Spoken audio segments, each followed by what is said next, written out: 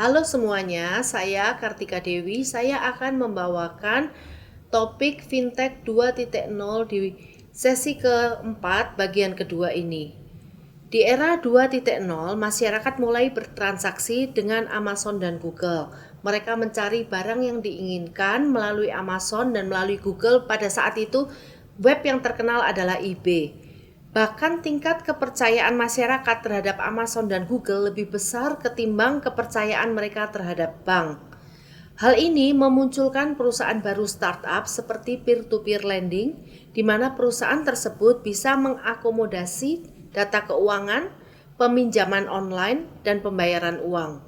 Di era 2.0, Cina mempunyai sekitar 2.000 perusahaan P2P lending.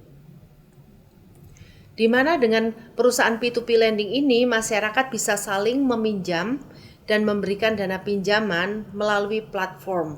Sehingga kita bisa bertemu dengan seseorang yang ingin membutuhkan kredit atau kita sebagai investor yang mempunyai kelebihan keuangan. Dengan biaya yang jauh lebih murah, cara mendapatkan dana yang lebih cepat dan gampang. Pada tahap ini, eksistensi bank mulai terancam. Biaya yang ada di perusahaan P2P lending jauh lebih murah ketimbang biaya yang dikenakan tradisional perbankan. Dan tentunya tidak semua nasabah bisa mendapatkan kredit bank karena mereka belum punya personal history.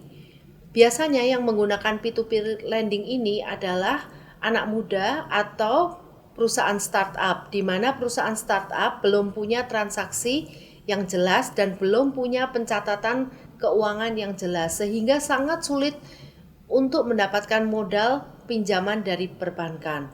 Dengan adanya P2P lending, mereka bisa mendapatkan modal pinjaman meskipun dalam jumlah yang kecil, meskipun dengan interest yang besar, tetapi mereka mencoba untuk mendapatkan dana tersebut.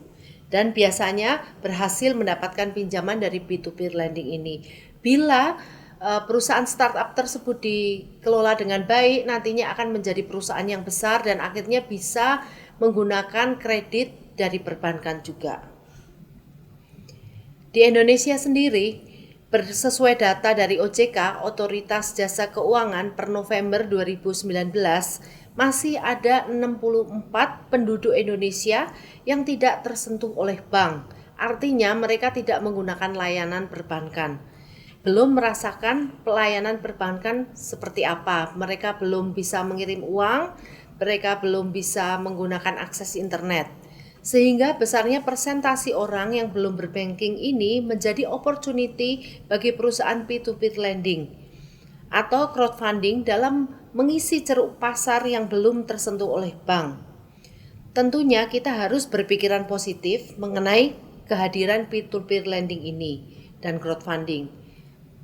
Tentunya perusahaan fintech dapat memenuhi kebutuhan pendanaan masyarakat kecil yang belum tersentuh oleh perbankan. Pertanyaan yang ada di sesi ini adalah era fintech 2.0 ditandai oleh A. Pabrik mulai membeli bahan baku langsung dari supplier dan tidak memerlukan jasa makelar.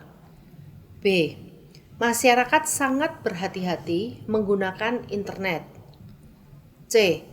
Masyarakat tidak terbiasa bertransaksi dengan peer-to-peer lending. D.